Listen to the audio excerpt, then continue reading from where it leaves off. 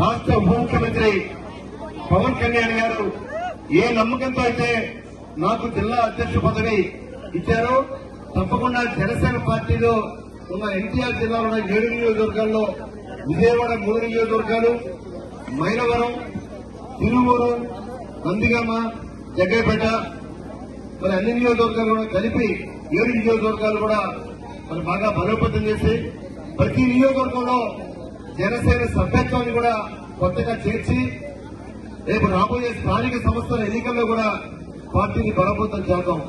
అలానే మన కూటమిలో భాగస్వామ్యం ఉన్నాం కాబట్టి మరి మొన్నటి దాకా తెలుగుదేశంతో పోరాడిన వ్యక్తి నేను.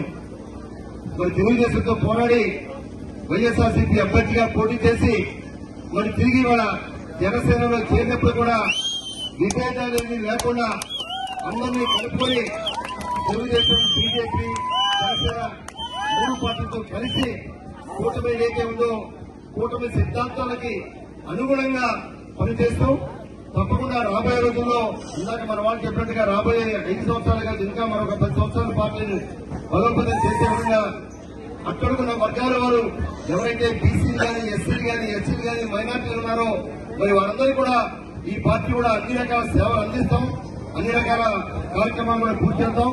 పార్టీ ఇవాళ మరి ఏదైతే తెలుగుదేశం పార్టీ మేనిఫెస్టో ఉందో, జనసేన మేనిఫెస్టో ఉందో తప్పకుండా ప్రతి గ్రామానికి, ప్రతి వ్యక్తికి అందేలాగా తప్పకుండా నా వంతు నేను కృషి చేస్తానని చెప్పి తెలియజేసుకుంటూ మరి ఈరోజు జెండా కిందకి ప్రత్యేకంగా నన్ను రావాలని పిలిస్తే నేను అతిథిగా వచ్చేసాను తప్ప ఈ కార్యక్రమం అంతా జెండా కింద వేయడం, ఈ స్టేజీ కట్టడం, ఈ మైక్ అరేంజ్మెంట్స్, లైటింగ్ అరేంజ్మెంట్స్ అంతా కూడా మొట్టమొదటి కూడా జనసేన నాయకులు, కార్యకర్తలే చేశారు. నేను అతిథిగా వచ్చేసాను, దాని సంతోషం. నాతో పాటు మిగిలిన వాళ్ళు కూడా వచ్చారు, కొత్తగా నాతో పాటు జాయిన్ అయిన అందరూ వచ్చారు. వాళ్ళందరూ కూడా కలిసి మనంతా కూడా ముందుకెళ్తామని చెప్పి తప్పకుండా అనేక రకాలుగా నిరాశతో నిస్పృహతో ఉన్న సభ్యులకి ఒక ఆశాదీపంలాగా ఇవాళ పవన్ కళ్యాణ్ గారు చేసి వారికి నేరుగా డబ్బులు ఇచ్చే కార్యక్రమాలు కానీ, ఎన్ఆర్జీఎస్ కింద పనులు చేసే కార్యక్రమాలు కానీ అనేక రకాలుగా పంచాయతీలకి ఒక మంచి రూపాన్ని చూపించిన వ్యక్తి పవన్ కళ్యాణ్ గారు.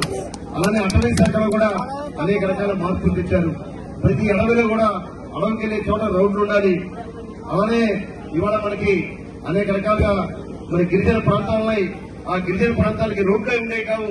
అటువంటి గిరిజన ప్రాంతాలు కూడా పాదయాత్ర ద్వారా నడిచి 4 రోజుల పాటు ఆ గిరిజన ప్రాంతంలో ఉండి పక్కగారు. ఇలాగ అనేక రకాల శాఖలో కూడా అనేక రకాల మార్పులు తీసుకొస్తారు.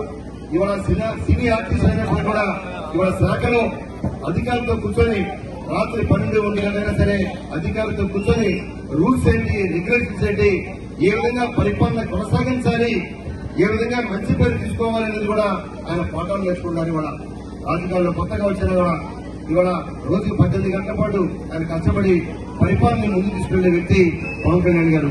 తప్పకుండా కూడా పవన్ కళ్యాణ్ గారి నాయకత్వంలో జనసేన పార్టీని ముందుకు తీసుకెళ్దాం.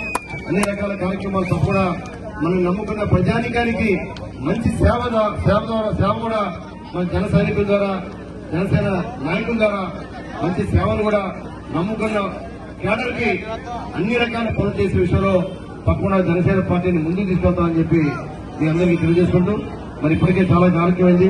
అలానే ఈ కార్యక్రమంలో కొంతమంది వికలాంగులకి మరి శంకర్ గారు కూడా కొన్ని